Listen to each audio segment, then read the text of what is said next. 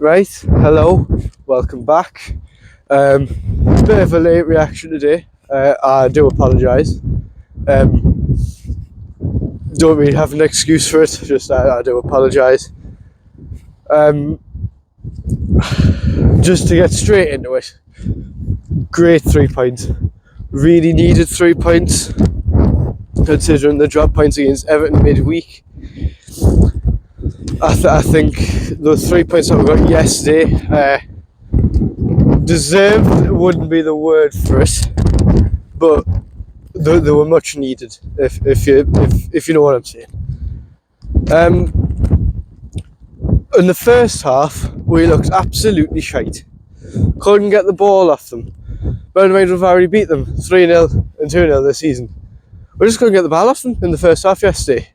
They were really, really poor in the first half. And obviously Willock goes off injured, which is just cracking stuff in it. And then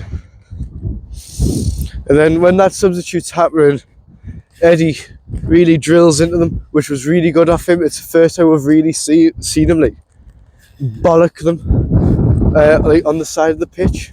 So I think that's a really like good step forward, if like that makes sense.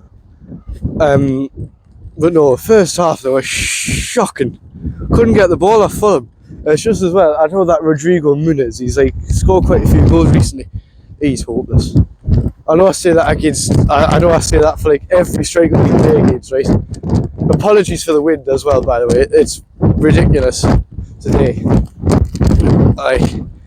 It's like horrid winds. So I apologise for that now, rather than like keep apologising throughout the video. But as I was saying, I know I slay every striker we come against for being useless and just some big donkey, right? Muniz, right? I don't know how the hell he scored. Well, to be fair, his goal against Sheffield United was class.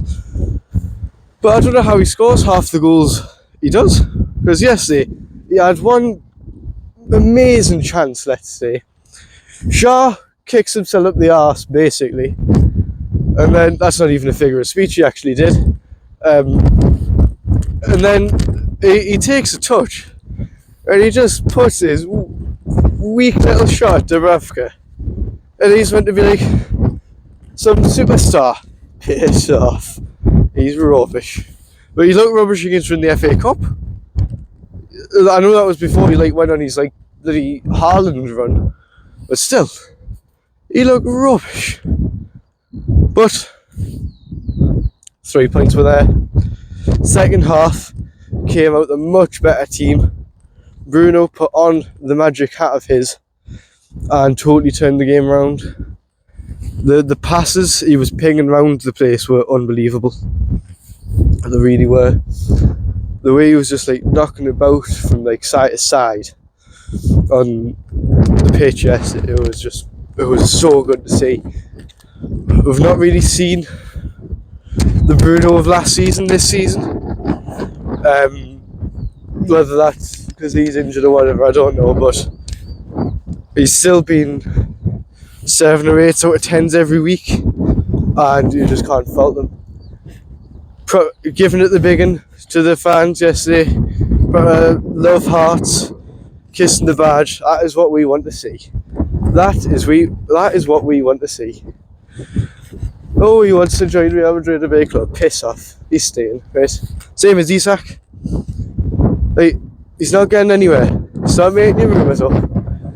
Stop saying, oh, but he wants to join Arsenal because he fuck. He's staying.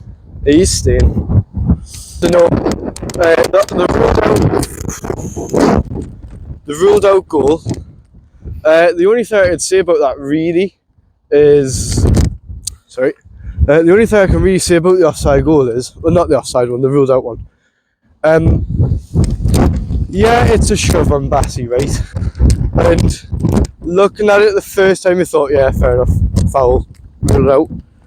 But when you look at it again, right, the ball is already over the head of Bassey and Byrne, so they're theoretically not really involved in the play, because they both missed the header because it went miles over their heads. Yeah, it's a foul on Bassey, but It's not really involved in play as such, but none of the Fulham players appealed, none of the fans appealed.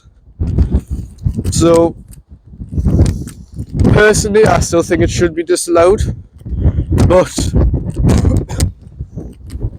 it is open to interpretation to whether it should have been or not. Apart from that, like the game in itself, not really that much happened. Apart from Shaw's yet again another striker's finish. But apart from that, nothing major happened really. Nothing really happened in the game. Because I mean, the second half, Fulham only had the one clear-cut chance, which was Andres Pereira, but even his was straight to Brafka. So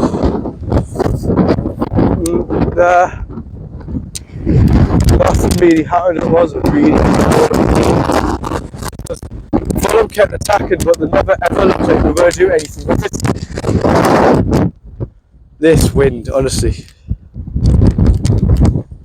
But no, that transfer video done. The transfer video I've been cracking on about for weeks and weeks. That will be getting done this week, and I promise you that. It will be getting done, especially with like the rumours that's been coming out recently with the Robin Lenormands, the Serge Gnabry's, whoever. That will be getting done in the next week or so. Next match is against Tottenham, where it's a must-win for both teams. But I'm not sure, to be honest. I couldn't make an early prediction on it, because it depends what versions of both teams turn up.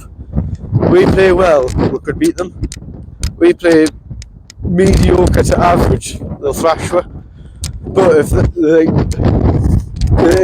works the other way around, it's like if they're crap, but if they're crap, then we could easily beat them. But we'll just have to wait and see what happens. Looking at the league table now, like people were writing Europe off a few weeks ago. I was one of them. I will agree to that. But I think we're only one. No, we're not. I think we'll be so like.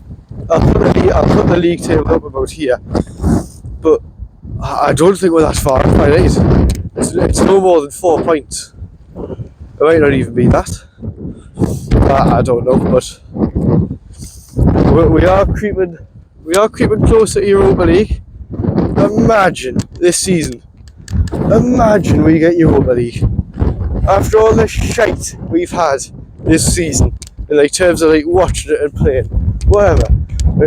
Imagine we can scrape Europa League. That would be cracking, wouldn't it? Like, that would be so good if we could get Europa League. Even if we just get Conference League, I'd take that. But who knows?